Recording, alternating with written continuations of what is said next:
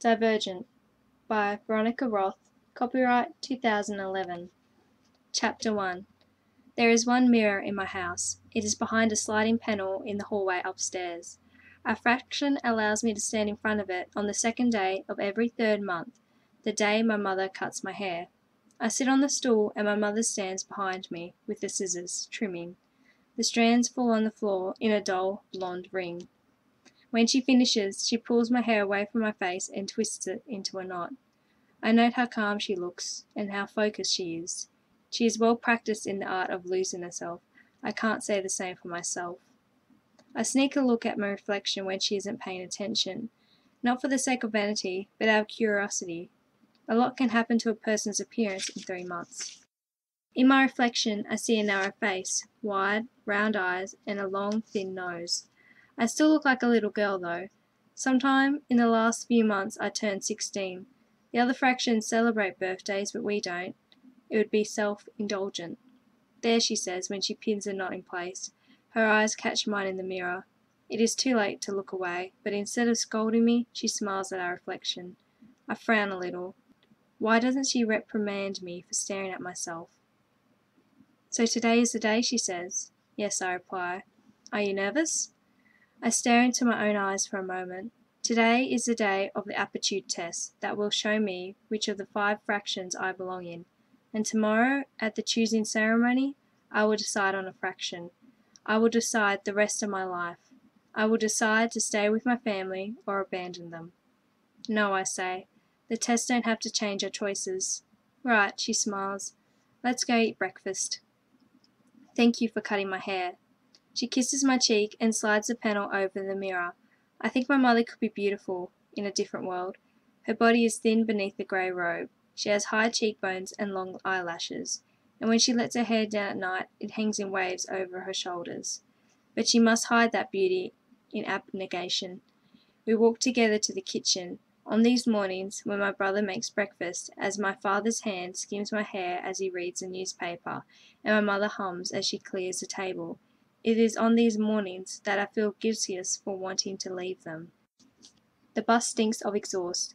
Every time it hits a patch of uneven pavement, it jostles me from side to side, even though I'm gripping the seat to keep myself still. My older brother Caleb stands in the aisle, holding a railing above his head to keep him steady. We don't look alike. He has my father's dark hair and hooked nose, and my mother's green eyes and dimpled cheeks. When he was younger, that collection of features looked strange, but now it suits him. If it wasn't abnegation, I'm sure the girls at school would stare at him. He also inherited my mother's talent for selflessness. He gave his seat to a sturdy Candor man on the bus without a second thought. The Candor man wears a black suit with a white tie, Candor standard uniform. The fraction values honesty and sees the truth as black and white. So that is what they wear. The gaps between the buildings narrow, and the roads are smoother as we near the heart of the city. The building that was once called the Sears Tower, we call it the Hub, emerges from the fog, a black pillar in the skyline. The bus passes under the elevator tracks. I have never been on a train. The bus passes under the elevated tracks. I have never been on a train, though they never stop running, and there are tracks everywhere. Only the Dauntless ride them. 5 years ago, volunteer construction workers from Abnegation repaved some of the roads. They started in the middle of the city and worked their way outward until they ran out of materials. The roads where I live are still cracked and patchy, and it's not safe to drive on them. We don't have a car anyway. Caleb's expression is placid as the bus sways and jots on the road. The grey robes fall from his arm as he clutches a pole for balance. I can tell by the constant shift of his eyes that he is watching the people around us, striving to see only them and to forget himself. Candor values honesty, but our fraction, abnegation, values selflessness. The bus stops in front of the school and I get up, scooting past the Candor man. I grab Caleb's arm as I stumble over the man's shoes. My slacks are too long, and I've never been that graceful. The upper level building is the oldest of the 3 schools in the city. Lower levels, mid-levels, and upper levels. Like all the other buildings around it, it is made of glass and steel. In front of it is a large metal sculpture that the Dauntless climb after school, daring each other to go higher and higher. Last year I watched one of them fall and break her leg. I was the one who ran to get the nurse. Aptitude test today, I say. Caleb is not quite a year older than I am, so we're in the same year at school. He nods as we pass through the front doors.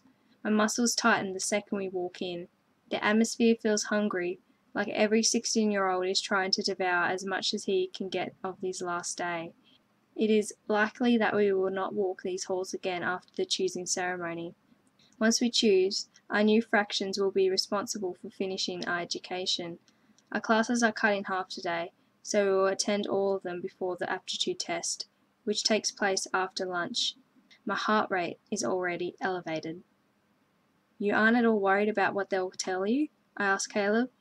We pause at the split in the hallway where he will go one way, toward advanced math, and I will go the other, towards fraction history.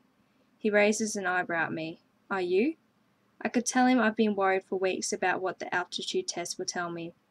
Abnegation, Candor, Erudite, Amity, or Dauntless.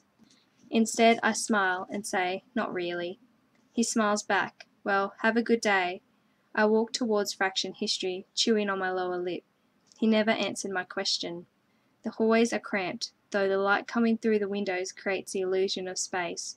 They are one of the only places where the fraction mix at our age. Today the crowd has a new kind of energy, a last day mania. A girl with long curly hair shouts "Hey" next to my ear, waving at a distant friend. A jacket sleeve smacks me on the cheek. Then an Erudite boy in a blue sweater shoves me. I lose my balance and fall hard on the ground.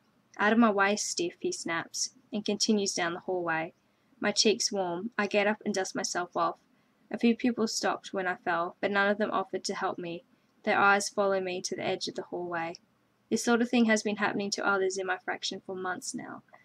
The Erudite have been releasing anagnostic reports about abnegation, and has become to affect the way we relate at school.